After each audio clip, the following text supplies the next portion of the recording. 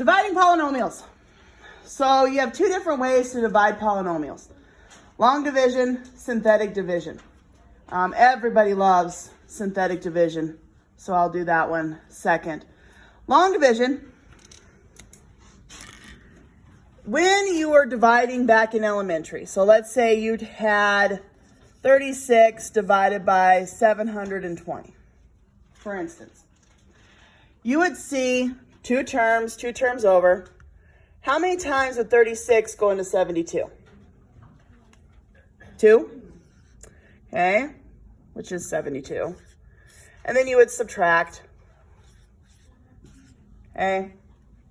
So, long division, same exact type of process. You're always going to be subtracting. I wish I would have used a different number. So, two terms. Okay, two terms over. I want to try to start clearing one of those first terms. So what would I multiply to x to give me x squared? An x. So up here I'm going to put an x. Take your x all the way through. What's x times x? There's your x squared. Change the sign on it. What's x times 4? Flip the sign, because technically I'm distributing a negative all the way through. Then add them. So what's 6x minus 4x? And then you drop down the next term, which is the plus 8. Okay, so I go back to my x here. My x and my 2x. What would I multiply to x to give me 2x? A positive 2, so plus 2. Now take your 2 all the way through. What's 2 times x? Change the sign on it. What's 2 times 4? Flip the sign on it. Your remainder is 0.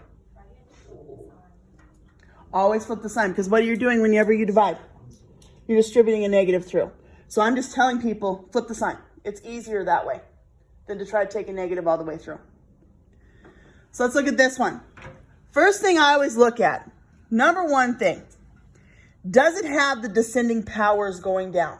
So what I mean, if you have a cubed, you better have a squared, an x by itself, and a constant. If you don't, you have to add a 0 in there. So for instance, if my x squared was missing, I would have to write in a 0x squared. It just helps when you're dividing, so you don't have that blank spot in there. Okay, two terms over. Looking at this first term, looking at that first term. What would you multiply to 3x to give you 9x cubed? 3x squared. Distribute it all the way through. 3x squared times 3x. There's your 9x cubed. Flip the sign. 3x times 1, or 3x squared times 1. 3x squared. Flip the sign. Add. Negative 21, x squared. Drop down that next term. What would you multiply now to 3x to clear that negative 21x squared? Negative 7x. So we got negative 7x times 3x is negative 21x, but change the sign on it. Negative 7x times 1, negative 7x, but flip the sign on it. Add, and then drop down the next term. What would you multiply to 3x to give you 6x? 2. Distribute it through. There's your negative 6x. 2 times 1, negative 2. Remainder on that one is also 0. If you have a remainder, you know the little thing. Put the little remainder sign up there and whatever it is. There's long division. Not too bad. And you only have to do, what, 4 of them? Here comes the synthetic. All right. So for the synthetic division, which is the one we're going to use a lot of, especially when we're factoring these big, huge equations that we're going to be factoring. The divisor, the dividend, the x minus 1. Okay, flip the sign on that 1.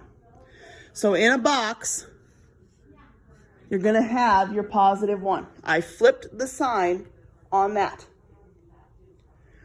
Up on top, I'm going to write the coefficients of the bigger polynomial, or of my quotient. So what's the coefficient of x cubed? 1. What's the coefficient of x squared? What's the coefficient of 5x? Coefficient, well, constant. All right, here comes the synthetic division. Drop down that first number. That one drops down. Okay, first number drops down. Then you're going to take this number times that number. What's 1 times 1? That goes there. We add.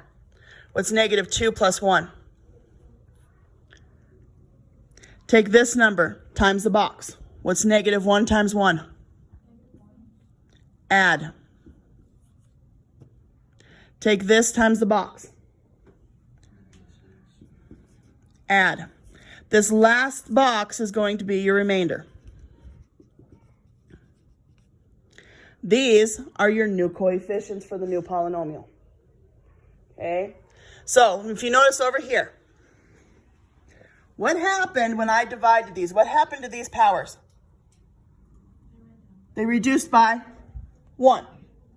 Same thing's going to happen here. These are my new coefficients. So this power is going to be reduced by 1. So this is going to be what?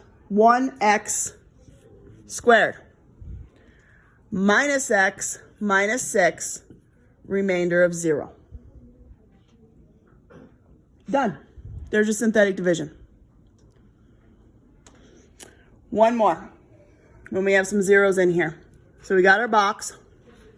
What do I change that to? Negative 3. So here comes my coefficients. I've got an x cubed, right? Put a 1 there. What am I missing? Not descending powers, right? So what variables am I missing? X squared, so I need a 0x squared. Am I also missing an x? I need a 0 for my x. And then my constant. First, drops down. 1 times negative 3. Negative 3. Add them. Negative 3 times negative 3. 9. Add them. 9 times negative 3.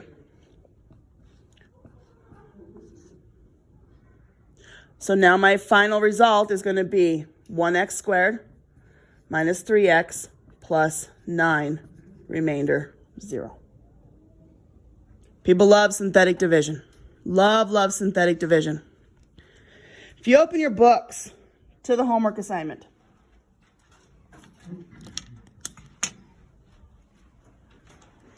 on page 324.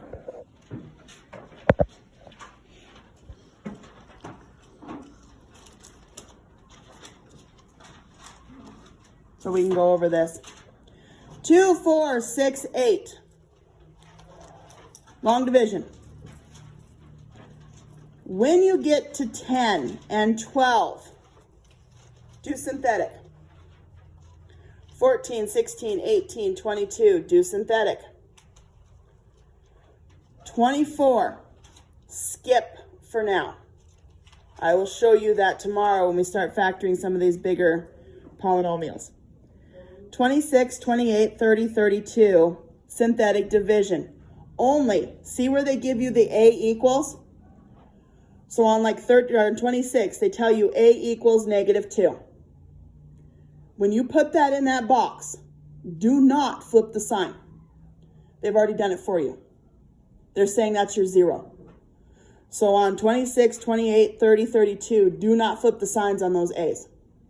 They go in the box exactly as they are. Okay? So there.